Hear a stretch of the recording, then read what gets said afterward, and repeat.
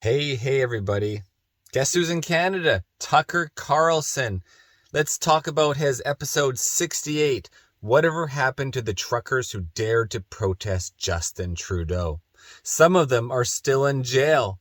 The Coutts Border, the Coutts Border 4 guys, they're still politically locked up. Let's take it away. Justin Trudeau is such a metrosexual buffoon, always dressing up in little costumes, that it's almost impossible, or it was almost impossible, to think of him as an authoritarian dictator. You can't take him seriously enough to be afraid of him. But then you probably don't live in Canada. But all of that began to change 2 winters ago.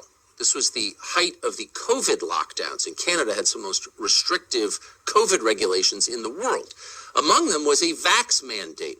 The people who told you it was your body, your choice didn't believe that at all. All of a sudden they told you, you must take the shot or you can't participate in life. You can't go anywhere, you can't work. Well, there is at least one group of Canadians with testosterone levels sufficient to question an order like that, and they turned out to be long-haul truckers. And they descended on Canadian cities in January of 2022 to make their voices heard, as they say on the news, to make their voices heard. But they were not greeted in the way that other groups who want to make their voices heard are greeted, as heroes. No. They were greeted with derision in the Canadian media, which effectively is an arm of the Trudeau administration, and by our media, which is effectively an arm of the Democratic Party. Almost nobody took their side. But what's interesting is how reasonable their demands were. Listen to us. Hey, Canada, maybe forcing people to take an untested medicine is not a good idea. So on that note, I think it's important that everybody kind of take a step back and remember how everyone felt after being locked down for nearly 2 years. I and others, we couldn't go to restaurants. We couldn't walk around town without being discriminated against. Even your own family's like, oh, I can't go to the turkey dinner because the government's told me that you're not allowed to come to my turkey dinner, or you can't, or I don't want to go visit because, well, you didn't get vaccinated, the government told us we're only supposed to have maximum of 3 people. I remember my father too saying, oh, make sure you park down the street. Even, it's just, we don't want the neighbors to know we're having a Thanksgiving because it's illegal to have a Thanksgiving. Just some of the mindset. Everybody's in such fear. Everyone's wearing face diapers or breathing barriers, so there's no more smiles, there's no more facial expressions. The kids suffered hugely. The education was shut down. It's the biggest devastation to the education system and the young people growing up in this in the generations of the last 100 years. Everybody is being screwed over, and the government gives this big promise. We promise that this is going to turn everything around in 2 weeks. 2 weeks becomes 2 months. 2 months becomes 2 years. This is just another form of the military-industrial complex. Gives them power, it gives them authority, takes away your rights, takes away our Constitution.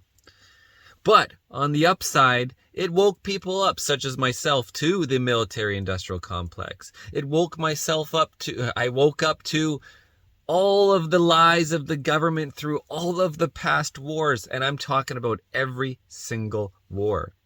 From Vietnam, Afghanistan, Iraq. I already knew about 9/11, and that woke me up a little bit. But this has really woke up the world, guys. Even World War II and World War I. Why would you believe any of the lies when you realize the lies about COVIDism? If they wrote a history book today about what happened in the last 3 years, what do you think it would say?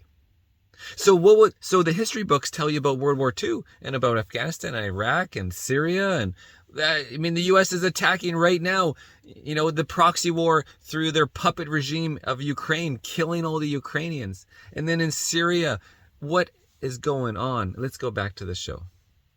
Was, hey, Canada, maybe forcing people to take an untested medicine is not a good idea. They didn't threaten violence. They weren't violent. They were the core of the Canadian middle class, which is almost extinct at this point. But what was so telling, and should really have been foreshadowing of what came later, was Justin Trudeau's reaction to the Canadian truckers, to the trucker convoy. He refused to speak to them. Here he's explaining why. Is there a reason that you can give as for why you will not discuss or have any negotiations with this particular group? I have attended protests and rallies in the past when I agreed with the goals, when I supported the people expressing their concerns and their issues. Black Lives Matter is an excellent example of that. But I have also chosen to not go anywhere near protests that...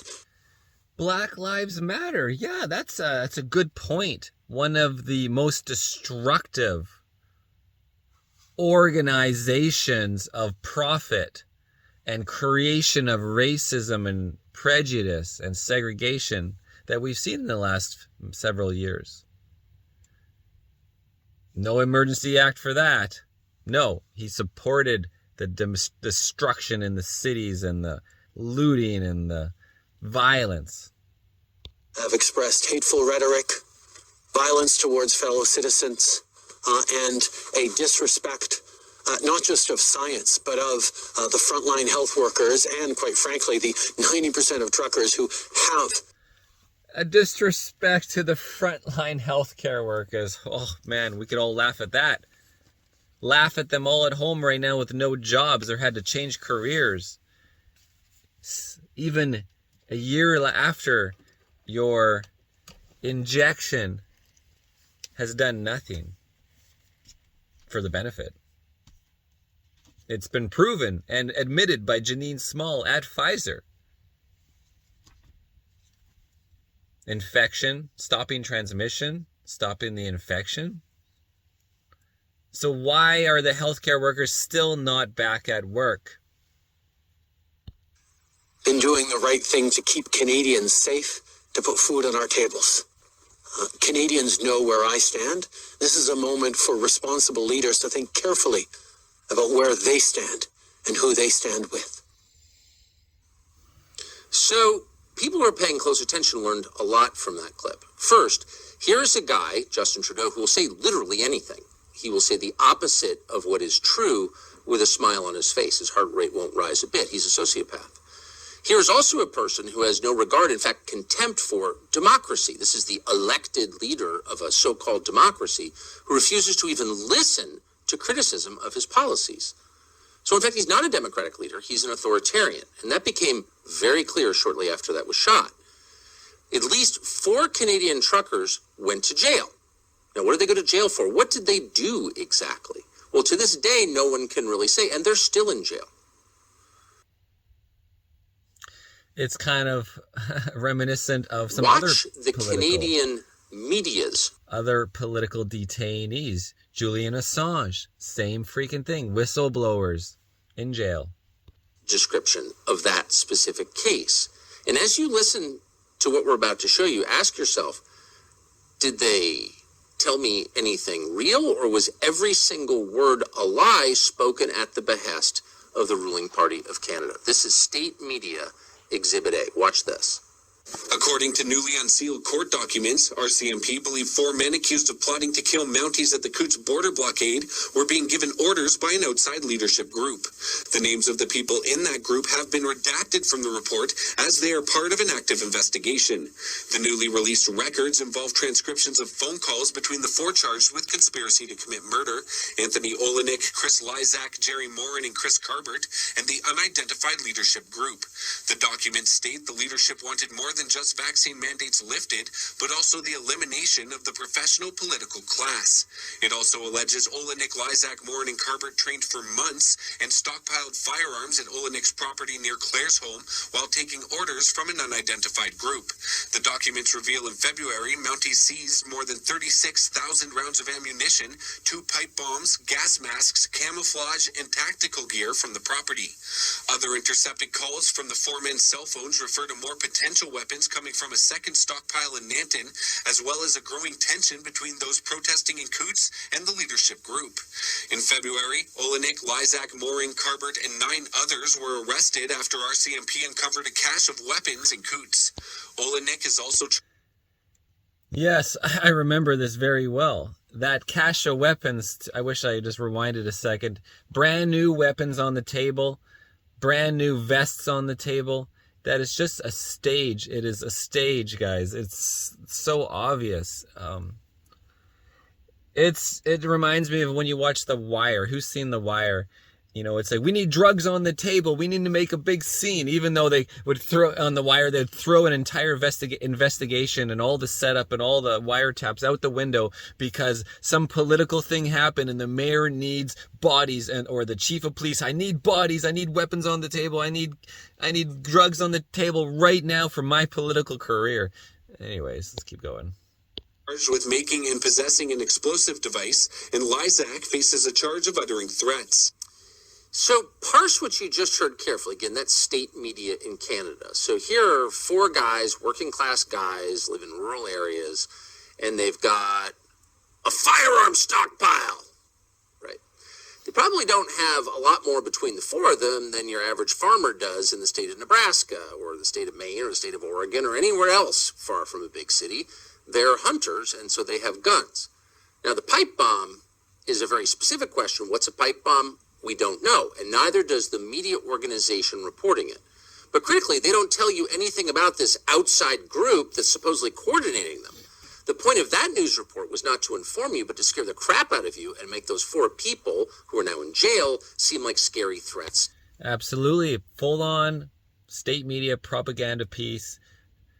And everyone always remembers the headline, but when they will be free, hopefully, nobody actually remembers the result. It's just like, what's that actor who, Kevin Spacey, right? Was it Kevin Spacey? Who was ousted for, he was accused, right, of some child or youth or somebody on the set of sexual act, and he was acquitted. He was found not guilty, but nobody even knows about that. And then he lost all his job, he lost his career, and now he's gone out of the political scene or the movie scene. Kevin Spacey. Canada. Mission accomplished. So what you have in a country like Canada, where you have an authoritarian government that's taken away civil liberties, a dying middle class, and no media, is you have almost nobody pushing back against the lies. There is maybe one news organization left in Canada that asks very simple questions of the people who run the country. Why are you doing this? Can you answer the question? That's Rebel News. Watch. Yeah, you get arrested if you ask Chrystia Freeland if she doesn't like you. Of their reporters try to ask Chrystia Freeland, who's the finance minister of Canada, spent many years in Washington, D.C., known to many people who lived in D.C., as a kind of low IQ functionary. She now has power, and she does not want to answer any questions from the one independent media organization remaining in Canada. Watch what happens when a reporter tries to get her to answer the question. Freeland, how come the IRDC is not a terrorist group? Why is your government supporting Islam fundamentalism? What are you doing? Are you pushing me? You're under arrest for assault. Yeah, and you can clearly see Officer Greg Duchamel assaulting David Menzies there, and you can see the pick maneuver, the basketball pick maneuver.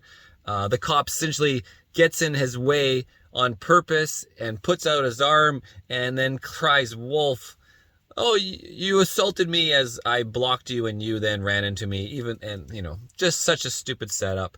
And the worst part is about how Chrystia Freeland actually responds to it, and she starts her response is like nervous and tense, and then she goes off about why she was there. It's important to talk about why I was there for this black day, and she completely ignores the question about what is your comment on David Menzies' arrest, when any person with a dignity or humility or just common sense would say, we are going to look into it because we do not approve of false arrests. We do not approve of anything that we support the Constitution. We support the right to freedom of press. So we're going to have an investigation into it.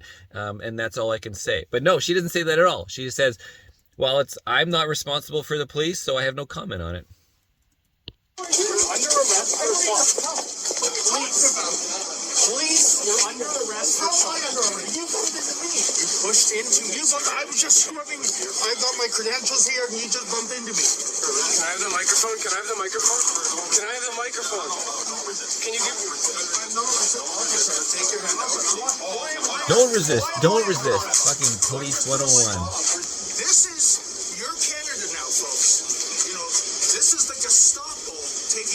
places orders. So Canada has descended to an extremely dark place, and there are a lot of threads to the story. We're going to Canada very soon to see it for ourselves. But before we go, we thought we would speak to Gord Magill, who knows a lot about this. He is a Canadian and a trucker. He was not strictly speaking part of the Freedom Convoy 2 winters ago, but he was there, and for a lot of Americans, he was the main way that we knew what was happening, because he recorded it and put it out on social media. He joins us now. Gord Magill, thanks so much. Thank you for having me, Mr. Carlson. Pleasure to meet you. It's great to meet you. So it's funny that Canada, second largest country in the world, bigger than the United States, deeper natural resources than the United States, our biggest trading partner. Canada's a big deal to the U.S. in a lot of ways. We've been good neighbors for the most part. I would say, haven't tried to invade or anything like that. Although I think we need an invasion north, but I think we can get that done. But the average American knows nothing about what's going on in Canada, and our understanding of Canada is ruled by cliches that developed 40 years ago. We think of it as a passive, ultra-nice country where, you know, that no one gets arrested. I would submit to you that the Canadian media returns that in kind, because they've been operating on cliches about Americans since forever. I think that's right, and there's a lot going on. That's a fantastic point, because the Canadians often don't.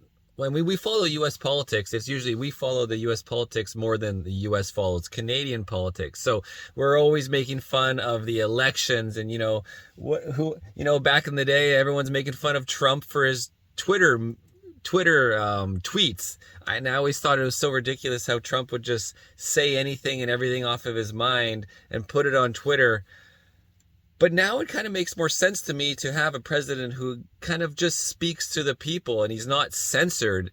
It's not like, now with the Bidens and the Clintons and the Obamas and, before that, the Bushes and everything, where there was no the only communication with the American people was when they do their official press releases where they read from their freaking script. And so having an unscripted leader has its benefits. And because I was never a supporter of, much of the U.S. politics whatsoever. But, when you're outside, when you don't do the research, Obama from a Canadian perspective seemed okay. Not too many people liked Bush. It's so funny that, like, the Republicans leaders at the time, Bush was the 9/11 in the classroom reading child's books, and when he got told that the planes hit, and he just sat there like, how ridiculous, but now we're seeing the total extreme with this 80-year-old senile junkie as a president who, he literally has to get shots to be able to speak. Well, anyways, I'm off topic. Let's continue, guys. But it's a little bit shocking, I think, to most Americans to see how authoritarian Canada has become. Truly a place where you can't ask a question, you'll be arrested for assault. Are you shocked? That particular incident with Mr. Menzies, I want to say it's shocking, but at this point, the Freedom Convoy in Ottawa was crushed in much the same way. RCMP smashing the windows of trucks, beating up peaceful protesters. I'm not really surprised that they did this to Mr. Menzies. It's horrifying, but again, you wouldn't be surprised since you've been following it for more than 2 years now. So tell us, let's go right to that clip that we played from state media in Canada about the 4 incredibly dangerous people who are still languishing in prison. Right, yes. Tell us who they are. So, colloquially known as the Coots 4, Jerry Morin, Chris Lysak, Chris Carbert, and Tony Olyanek are a group of protesters who were at the Coots Freedom Convoy site. Where is Coots? It's on the border with Alberta and Montana, sort of where Interstate 15 ends, and then take the highway north to Calgary and other points. And they were there exercising their rights to object to government policies, and due to very powerful forces, they've been caught up in railroaded, really, by the government and sort of used as pawns, because after the Freedom Convoy was crushed by Trudeau and the government, there was an inquest into that called the Public Order Emergency Commission, which the Justice Rouleau, in his conclusion about the question of whether or not Justin Trudeau was justified in imposing the Emergencies Act. And of course, Justice Rouleau, hired by the Liberals. He is a Liberal judge and pretty much ruined his personal and public career from being we could say the lackey of Trudeau in that public commission.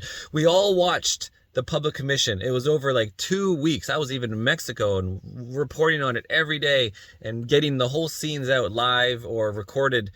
And all the evidence was made quickly with, there wasn't much time to each person to ask questions. It was running through like a clock.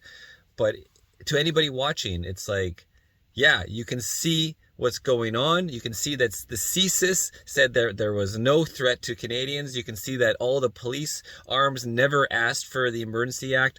And all of the border blockades, including the Coots and the Windsor one, were cleared with police before the Emergency Act. The Emergency Act was to freeze bank accounts, steal the tow trucks, and also to censor the internet at the time, which they've now done officially with their bill, whatever it was, C11. He was, I can't remember the exact word, but he was a little bit reluctant. He was sort of like reluctantly agreed that Trudeau was within his rights. And most of that hinges on this case in Coots, which once you investigate it, isn't much of a case at all. And so these 4 regular working class dudes who are at the protest site have now been imprisoned for almost 2 years. They were denied bail. They're kept in what's called a remand because they haven't been convicted of anything. They haven't faced trial yet, so they don't get the rights afforded. That's crazy. And there's also like a Jordan case where you have the right to a fair trial and a timely trial, which is criminal for 18 months. So typically, if you can't make it to trial in that amount of time, convicted prisoners. And so you would then make an application to have it dismissed based on the Jordan principle of a right to a fair trial within a reasonable amount of time. And I could have done this with the Conrad Herbs thing as well, but I actually want to go to court to get him on the witness stand and confront him with all my questions. The only chance I'll ever have to get him on, to compel him sort of to answer questions. Been subject to long stints of solitary confinement and denial of certain medical care. There's been some drama around that. Tony Oleanek has got problems with his guts. He was denied medication that he needed. Chris Lysak is a big, huge bear of a man. He's 6'5". Has size 15 feet. They still haven't given him the proper shoes to wear while he's in jail. He's like walking around in Crocs all the time. He also has problems because he's so big he needs an extra mattress. They've treated these guys like crap. And I'll just say, there's no media in the world I have more contempt for than the Canadian media. They literally work for the government. They are state media. Yeah, they're financed to the hilt. In 2019, the Trudeau regime gave them $95 million to bail them out because they're losing money, in part because a lot of people know they're liars and aren't interested in what they have to sell. And there's been top-ups to that, and I think, I was looking it up, there's somewhere north of $700 million in subsidies from Justin Trudeau. Right, so he owns the media. He uses your tax dollars to pay for flattering coverage of himself. Right, and that's not even counting the CBC. That's a whole another $1.7 billion. And to eliminate all coverage of his misdeeds. But I just want to get to something that we played in that clip. They were accused of taking orders from a secretive outside group, and Canadian media wouldn't tell us because it was, quote, redacted, what this group is. Has the Russians, ever right? explained who these guys were supposedly working for? There's been some... The Russians, I assume? Yeah, there was one CBC reporter who accused the Freedom Convoy of taking money from Putin.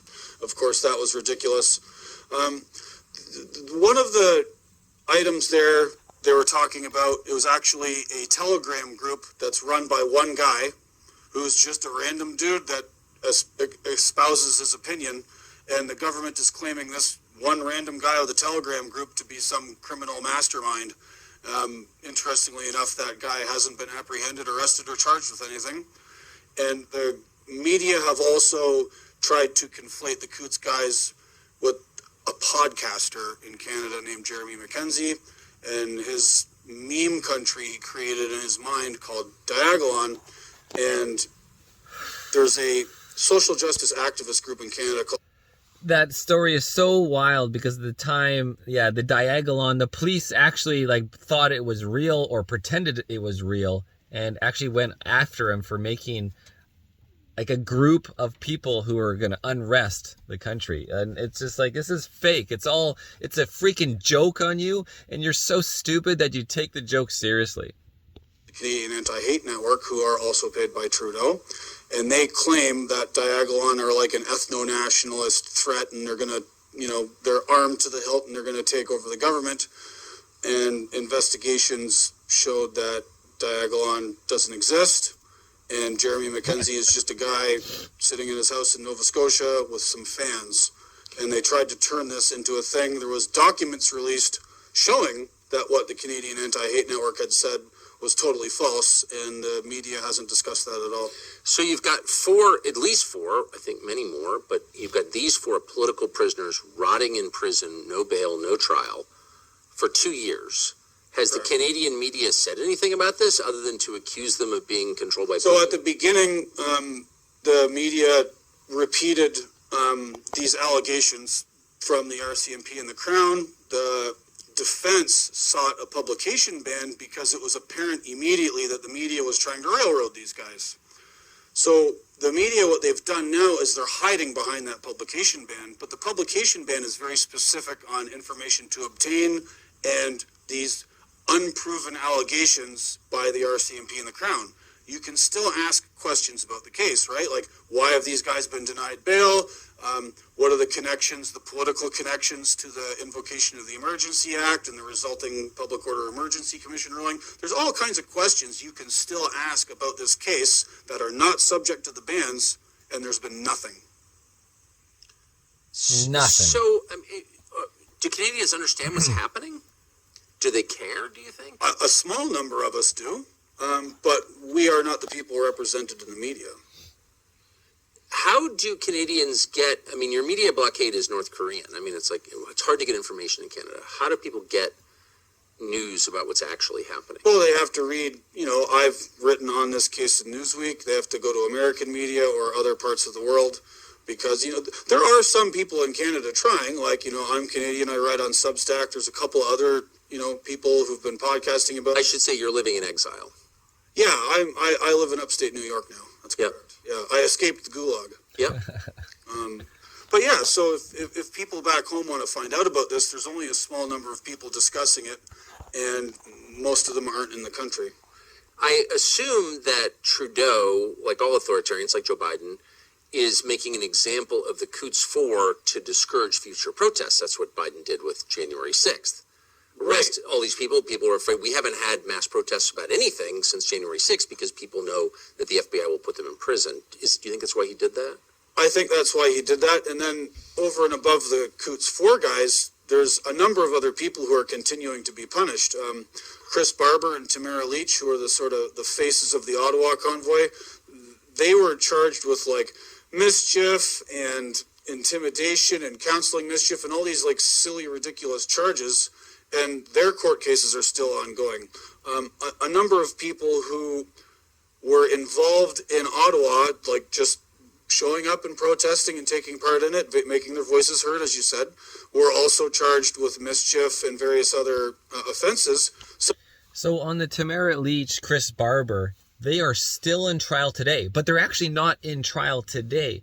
It was initially scheduled for like 2 weeks, and then it pushed on to a full 30 days in trial, like the double in the amount of time. Like, how much evidence could be actually seen from the prosecutors?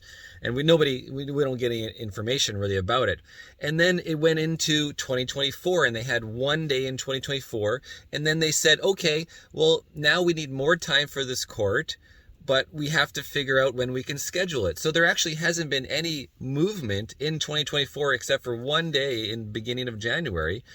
And now the legal costs for Tamara's one lawyer, we're getting over $500,000, guys. It's going to be upward of $1 million defense. And it's essentially, she's not just defending herself, she's defending the public interest versus the liberals, the RCMP. the federal government. And it's just the same thing in my small potato scale with my public interest versus Constable Conrad Erbs, who during the Freedom Convoy, the beginning of the Freedom Convoy, January 29th, 2022, went at me.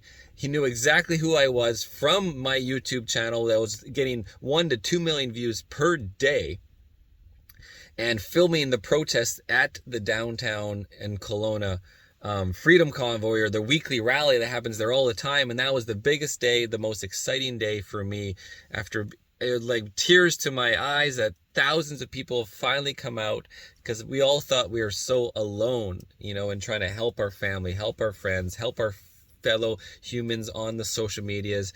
And you're only reaching 10% of them. The other 90% of the time of the summer of the election, they just don't, it's like, I had my good friends from high school, and we'll call him Nathan, and I hadn't seen him for a while, and so I'm finally dirt biking, and I run into him on the trail, and I'm like, oh, you didn't get the monster jab, did you? And he's like, because I don't know, I haven't talked to him about all of this at all, and he's like, of course I did. I have a baby. I need to protect my baby. And I'm like, oh, no. Okay, we're not talking about this. Fuck. We'll just go back to dirt biking. Those people, they had their cases dropped or they were acquitted because there was nothing to it. And now the Crown is appealing those acquittals, and they're trying to drag regular people who've already been through their court case and had it acquitted, and they're bringing them back and charging them again. Just like my court case was stayed by the Crown, the first one with Constable Conrad Erbs. After dragging me and waiting for multiple courts, and I finally did my application on my violation of charter rights, then the Crown waited till 2 or 3 days before the court, so I had to be fully prepared. Then they, just days before the court, they stay the charges. But when they stay the charges, it means they have a year to come back at you again. And, so they still could try it again. And I'm still have another court date for other charges. And also, Conrad Erbs sued me in small claims court, and I had the judge throw that out as well. It's just on and on and on. They just try to kill you with the process, right? But we must prevail. I don't give up. I follow through. He's vindictive, man. Like, he can't not be wrong. He can't not admit that the largest peaceful protest in Canadian history was just that. It has to be something else to, like, satisfy his, like, sort of a proclivities towards totalitarianism. Yeah, well, not even proclivities, just the totalitarianism he's imposing on the country. Have there been mass protests since the trucker convoy? No, that I'm aware of. See? Yeah. So it works. It does, unfortunately. And the media, as you say, have a role to play in this, because they are basically not discussing the fact that we have a situation almost akin to Guantanamo Bay with 4 of our own citizens.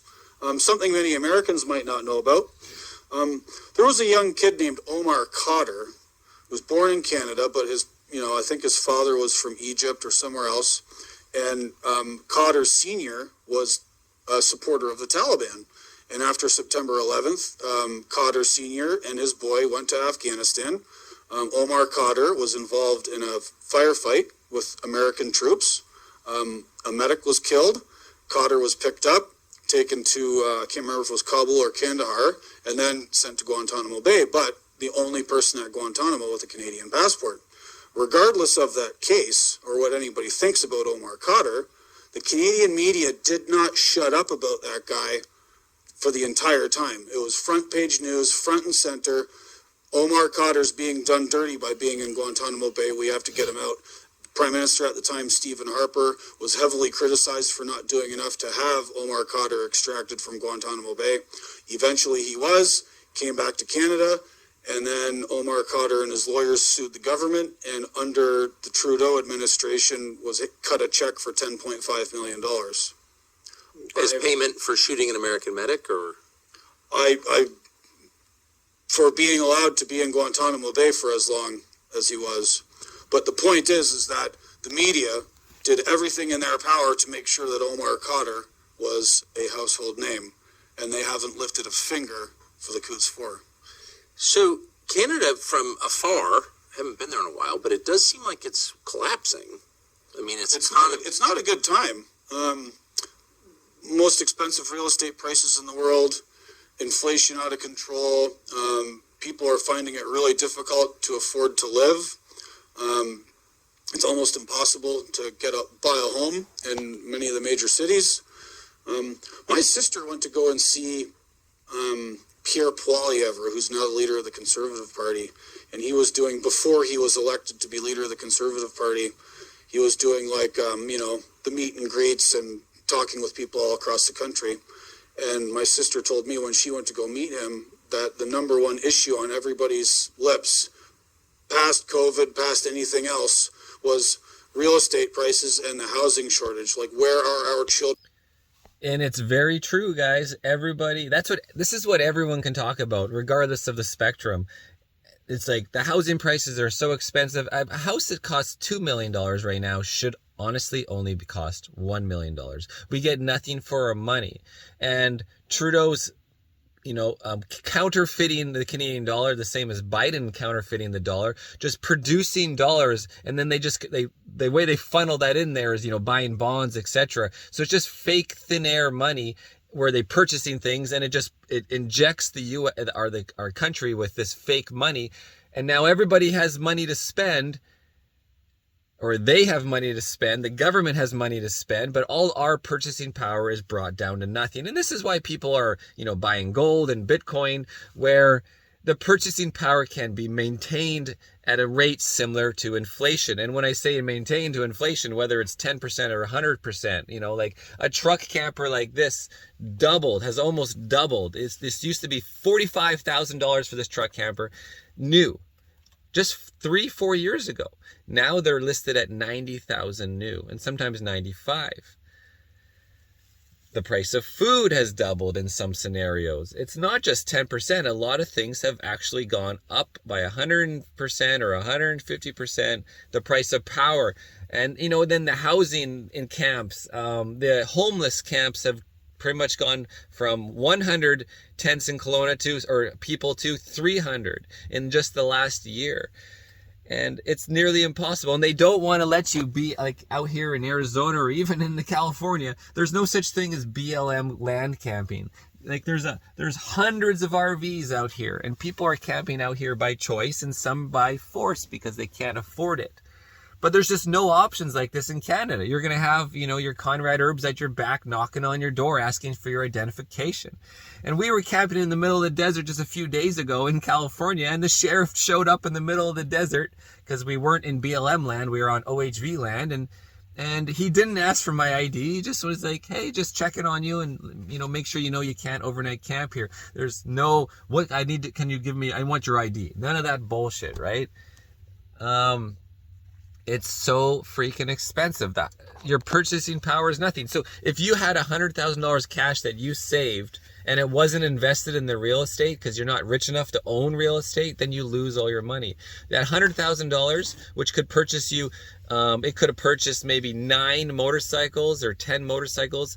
Now is, we're going to purchase less. Side-by-sides are now $50,000 versus back a few years ago, they were $30,000. Like everything is more expensive. I mean, Dr. G was just talking about her electric bill for 2 months was just $300, and then her gas bill, and then on and on and on. It's just everything's going up. Let's get back to it. Going to live. How are they going to afford it? What are you going to do about this? Well, one of the reasons your housing prices are so high is because there's massive foreign investment from China into your real estate markets. That's one of them, yeah. Yep, it is, especially in Western Canada and Vancouver. So the Prime Minister could end that tomorrow. The government of Canada could end that tomorrow. Just only Canadian citizens can buy residential real estate in Canada. Why not do that? Well, it's been recently revealed that the Chinese Communist Party has been involved in federal politics in Canada since at least Brian Mulroney.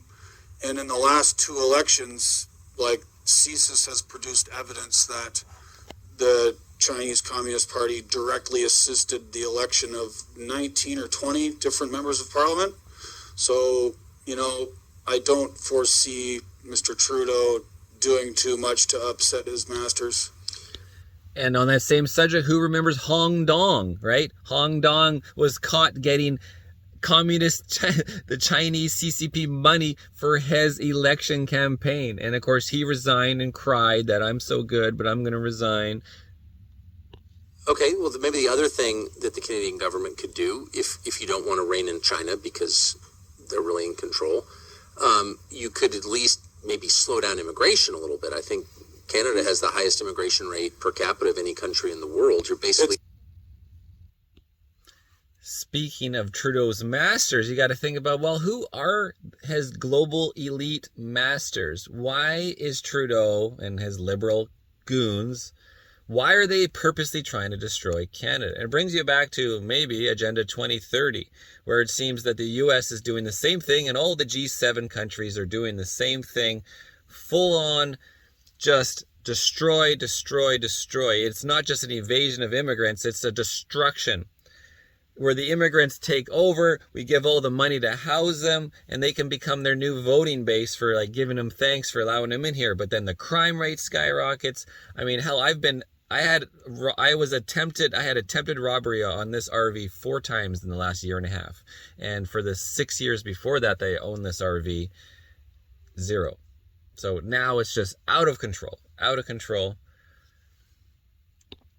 Okay, well, maybe the other thing that the Canadian government could do, if you don't want to rein in China because they're really in control, you could at least maybe slow down immigration a little bit. I think Canada has the highest immigration rate per capita of any... Oh yeah, that's what I was going to say. So his goal is 500,000 immigrants per year. That's Trudeau's game plan, 500,000 per year, more than double of what it's ever been. But it's actually way more than that, because there was, 300,000 in just the 3 months of the summer? Or was it 400,000? But just a massive amount in the summer of this year. And this does not include the immigrants who are coming over the border in Quebec, where the police won't let you film them. The actual Rebel News, they had to go to the U.S. side, upstate of New York, and go and film the borders from the U.S. side, because on the Canada side, they would roadblock the roads to stop you from seeing what's actually happening. It's all censorship, man. Trudeau's after the guns. He's after the algorithms for social media. He's after the state broadcasting. He's after us, guys. He wants total reset of the country, which means everybody goes on the fascist, needs help. You essentially, they bring you down to rock bottom and you ask the government for help, where then you start sucking at their teeth, just like the COVID checks, right? And it becomes permanent. And now they're actually talking about that about the same as the CCP, a communist payout where everybody is just paid by the government to live. Country in the world, you're basically importing. It's very high. Entire subcontinent. You know, I want to there's no material way to support these people. No, we can't keep up. And they would create more inflation by printing more fake money. And the actual veterans and the actual homeless who are Canadians don't get these results. Our nationally funded healthcare system has got major problems. When you say major problems, what do you mean? Like unable to deliver care to the people who already live there, right? Yep. We don't have the housing. We don't have, the economy can't support it. There's not enough jobs for everybody. And we're just being told that, 1 million immigrants a year is just fine, even though there is no material way to support or integrate any of these extra people. And it's just making all of these problems worse. Has there been a national referendum on this? Do most Canadians support this? Hey, let's move Bangladesh to Canada. Is there people for that? I would submit to you, most people would not support that. But again, no one's doing the polling, and the government doesn't care. So if the government doesn't care, and if it's literally changing the nature of the country forever right in front of your eyes, and your opinion is irrelevant, how is it a democracy? I would submit to you that it's not much of a democracy, and Trudeau rules because he's got a deal with the leader of the New Democratic Party, Jagmeet Singh, and obviously he's doing very poorly.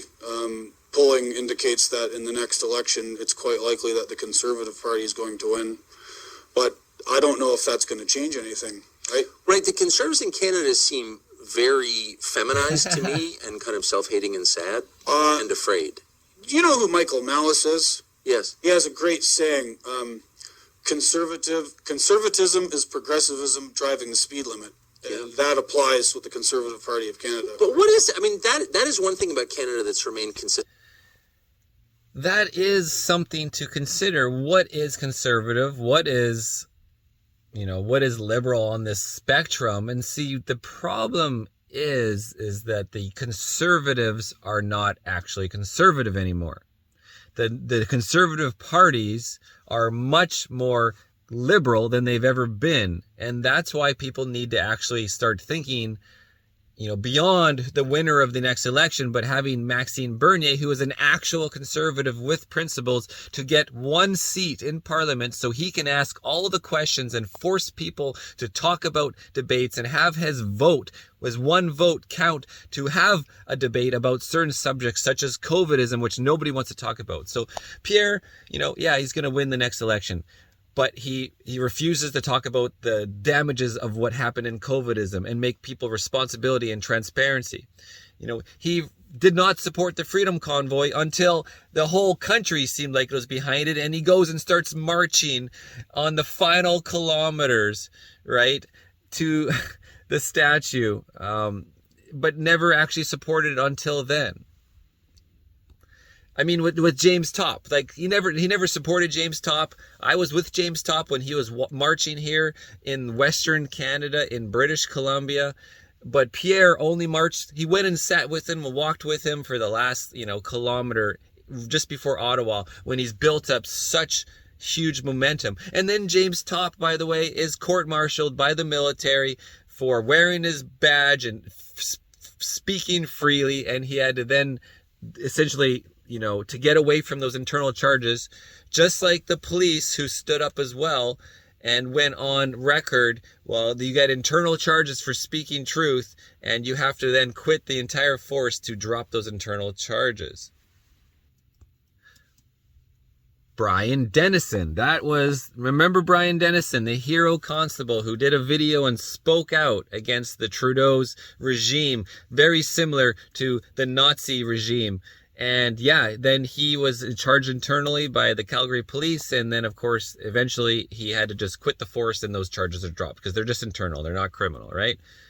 And so these are the heroes of the time. And there's also a woman RCMP, I believe, out of Ottawa, who was same idea. Anyone who speaks out, they come after you. If you're a doctor that speaks out, they come after you, take your license. And then this is one of the reasons that all the doctors are everybody's self-preservation takes over, and they actually do worse than self-preservation. They actually promote and market. Just like Freeland's grandfather, who actually did the propaganda news articles from a news press that was stolen from somebody killed during, the Holocaust or invasion or etc. And her grandfather was a proprietor of the Nazis, and proprietor of the Nazis, and she denied it, saying he's a war victim. And then the truth came out, and I did a whole story on that, guys. If you haven't seen it, go search for Freeland's grandfather Nazi, and you can learn the whole story about it. It's all true. And then I think Canada will be a completely different country in 10 years because of immigration, so we'll reassess then. But people who are born in Canada have a reputation of being apologetic, not wanting to rock the boat, a little bit self-hating, meek. I don't know about self-hating, but they're definitely navel gazers. What is that? That's a long-running psyop.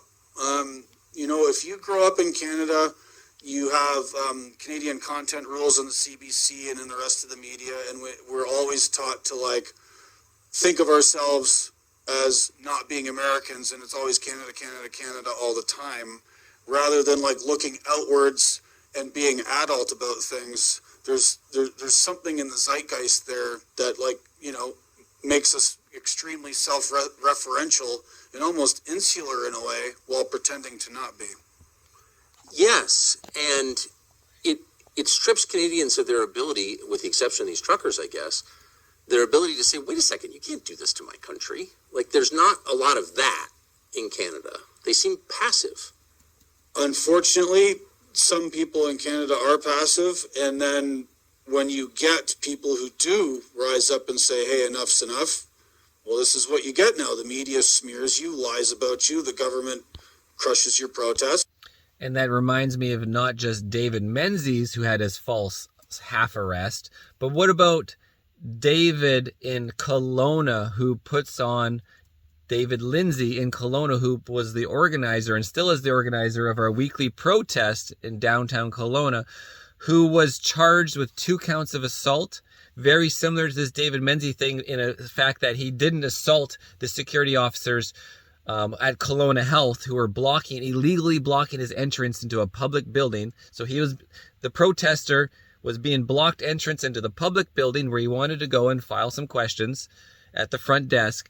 And this has been an ongoing thing. And then he's like, I need to get through. And he's trying to walk through these guys, and they assault when they just touch together with the RCMP right there. They cry a wolf. They cry assault. He gets charged with 2 counts of assault because because the BC government is actually putting pressure on Kelowna to shut down these rallies by any means necessary, or you're going to lose funding from British Columbia, from the province. If Kelowna doesn't shut it down, Kelowna loses funding. So they had the pressure on them to shut down these rallies. They charged them with assault, and the proof is there on video. I've showed it in several videos, guys. Look up David Lindsay on the channel, and you see for yourself that this guy not only got charged with 2 counts of assault, he was convicted of 2 counts of assault. Convicted. The freaking liberal, just bull SHIT judge, this woman judge, in the pocket of the liberal Trudeau, BC government, Bonnie Henry's, whatever you want to call it. Absolutely insane, guys, in the membrane. And there you have it. But if you have a cross-dressing fascist like Justin Trudeau take over, and one of his first orders of business is to take your guns away, I don't think you need to be a genius to ask, why would we want to do that? Canada doesn't. There's no evidence that farmers in Saskatchewan are going on murder sprees, okay? Why would he be so intent on taking their guns away, their means of self-defense? Did that raise any alarms for anyone in Canada, that maybe this guy doesn't have the best intentions? It's raised a number of alarms with people who are not represented in the media and not represented in the government. People do know about this and people are concerned. But again, you have to go outside the country to hear about it, or you have to go into, alternative media. I should say, just to be totally clear and sincere, I'm one of the few Americans who actually loves Canada, because I think it. Absolutely, guys. That's why you're watching this right now, or you're just directly watching it on Twitter X. Tucker is one of the only U.S. organizations, but there is some other good big ones out of India. The India, I can't remember what it's called, but they actually got hit with censor tube strikes as well on a video about Russian Minister of Foreign Lavrov. But they had their channel reinstated. I actually lost my channel because I wasn't big enough to fight back. And, obviously, RT News has actually published tons of information about the COVIDism at the time.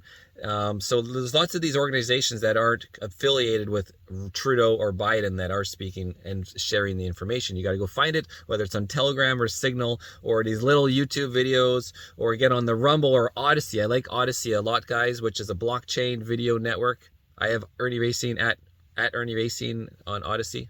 So beautiful. I love my country too. It is very beautiful. Yeah, it's the most beautiful. It's full of really good people who are not being served by their government. But the government killing thousands of Canadians a year through assisted suicide, which they encourage, not for immigrants, only for native-born. That seems a pretty ominous sign. If the government is killing its own citizens, maybe they don't mean you well. I'm just trying to connect dots here. Yeah, well, given the sort of collapsing healthcare system, this medical assistance in dying program, and their seeming... It's called MAID, M-A-I-D, and you'll see it all over. You just look up the MAID.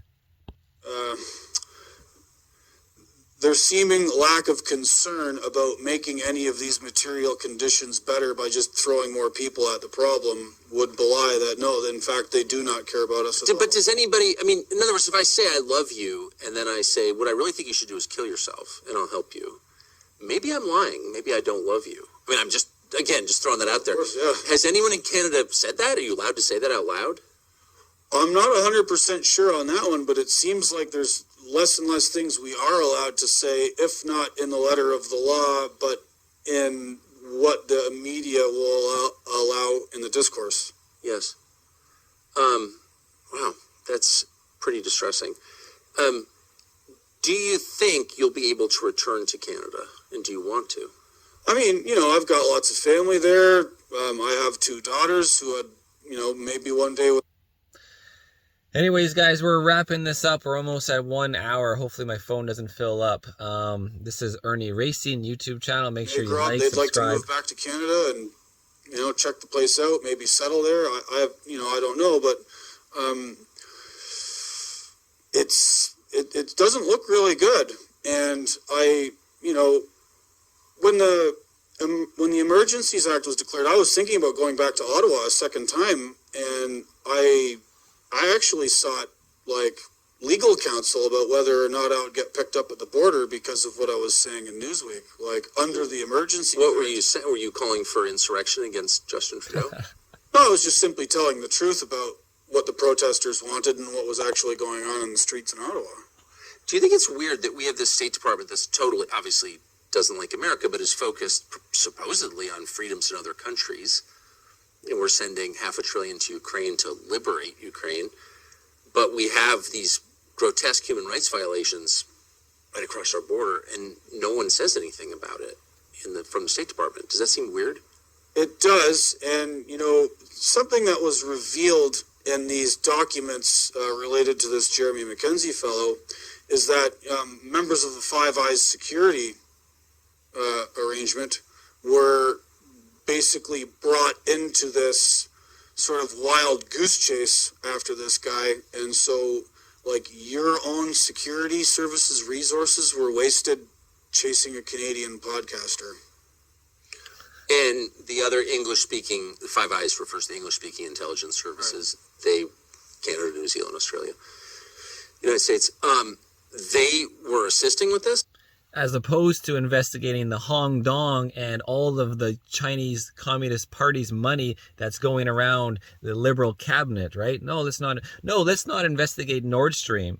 How everyone voted in UN to not, except for, Russia, China, and a few other countries that wanted the truth because they're not involved with it. Let's have a vote on investigating the Nord Stream pipeline blowing up. And then you have all of the UN voting not to investigate. Very similar. Let's not investigate COVIDism. They were involved with it. Yeah, it was revealed in those documents that at least New Zealand and the United States were both involved in this investigation. I'm not surprised at all. I mean, these are not separate governments. This is one government. Have you ever met anyone personally who likes Justin Trudeau? No.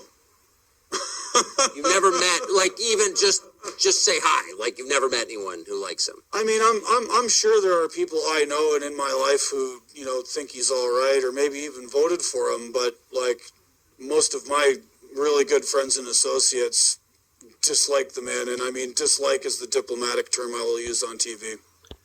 The irony with that question is, have you ever met anyone who likes Justin Trudeau?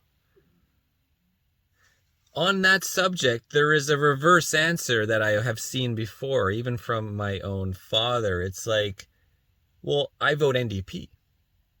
See, my family has always voted NDP. When I was a kid growing up, in high school, and you're like, oh, I can finally vote. I'm old enough. I'm of voting age, but you don't follow politics. You don't learn it. Unless you're doing what I'm doing right now, many, many hours every day watching 2 hours of information or gathering, you really don't know anything what's going on. You don't get into it.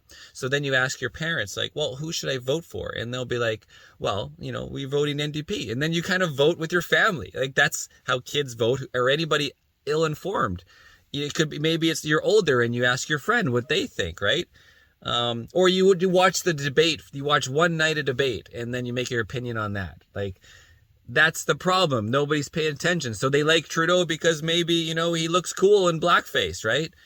Jagmeet Singh, it's cool because he's different.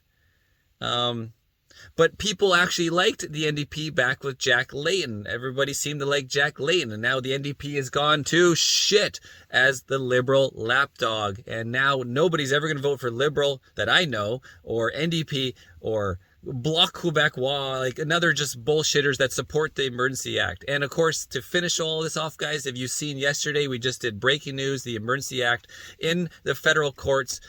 The judge declared that it was unjustified and unreasonable.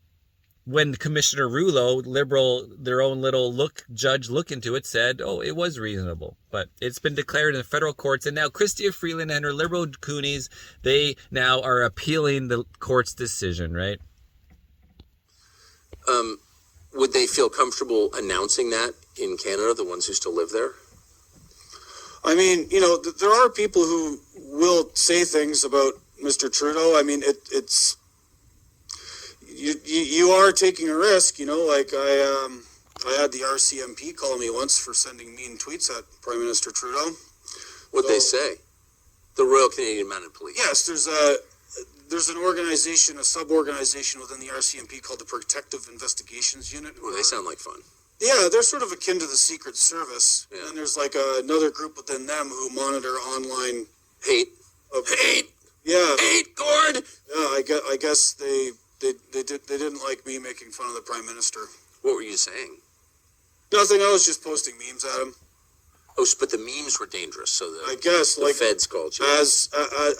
There's also video footage of the RCMP in, I think it was Ontario, where they were going to people's houses and somebody then grabs their camera and the RCMP's at the door saying, hey, we noticed your activity on Facebook and we just wanted to give you a pamphlet of information, a Trudeau pamphlet for information. It's a threat. RCMP going door to door about people who posted something against anti-Trudeau. Unbelievable. Who's this fellow in Florida that was arrested and charged and went to court for making memes? We interviewed him. Yes, he's facing prison time for that. Yeah, making fun of Hillary Clinton, not allowed. But I do think it's fair to say America's obviously becoming a police state, pretty clear. But Canada's farther along down that path. It's smaller, there's less resistance, there's no media at all, independent. So it's a captive nation. What can America...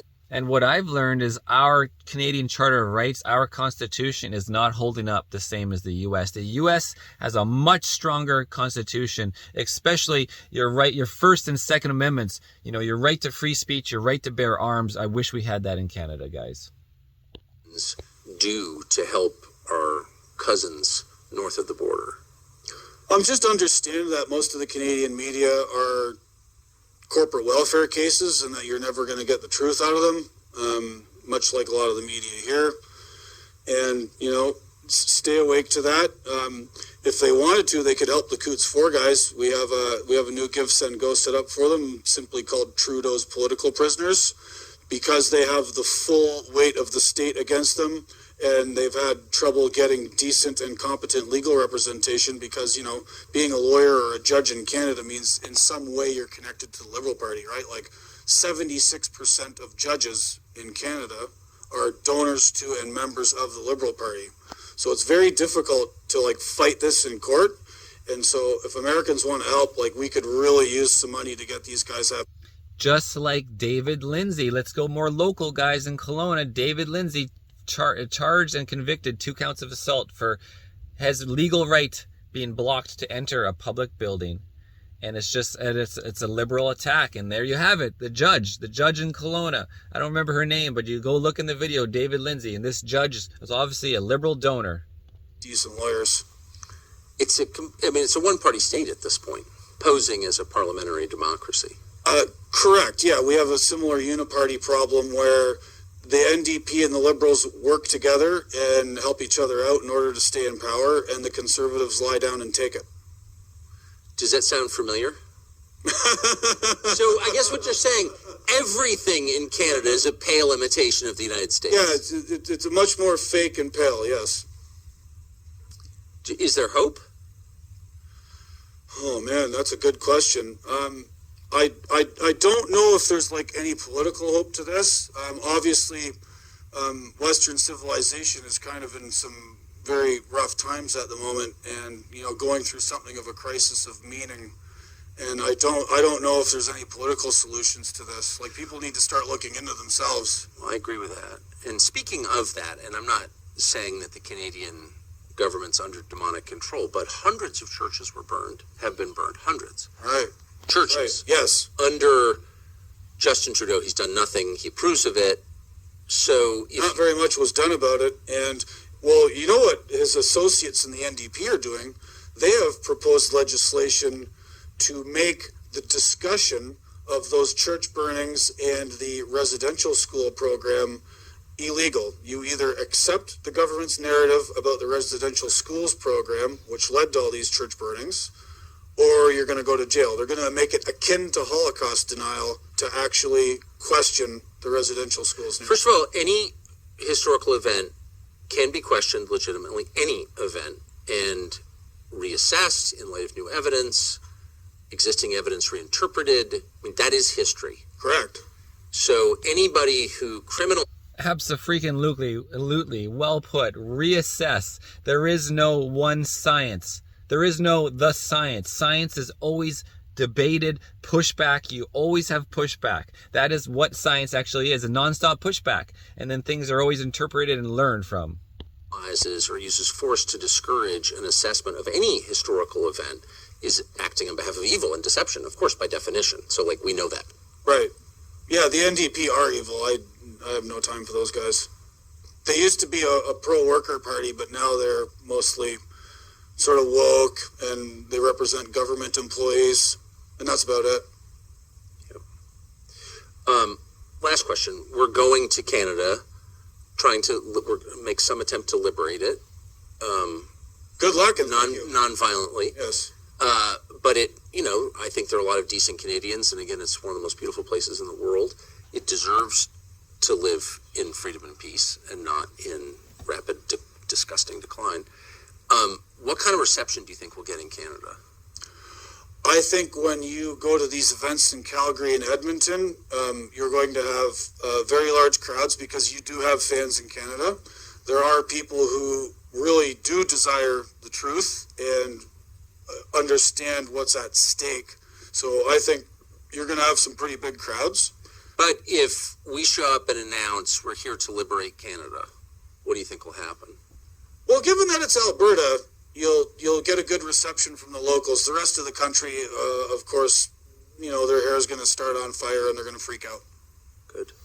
Mission accomplished. The real mission is liberating the great nation of Canada from itself. Right. And, I think a joint operation between the South Dakota National Guard and the New Hampshire and Maine National Guards maybe could probably do it, given Canada's military is also in shambles. So, yeah, bring it on. I don't think there's any question. I don't think it would require 3 state National Guards to liberate Canada by force. But who knows? It's going to be a dynamic year. Gord Magill, thank you so much for spending this time with us. Thank you for having me. Great to meet you. Appreciate it. Thank you. Well, guys, there was the full episode of Tucker Carlson, episode 68 on the Irnieracing channel. It's always nice to hear what I am living through, what you other fellow Canadians watching this are living through from the perspective of the American, of Tucker Carlson, and obviously his guest. So, with that, it's been a long video. I must let you go. Stay strong. Try to stay free. This is Irnieracing. The NEWS. Can't say it because of Censorship Canada.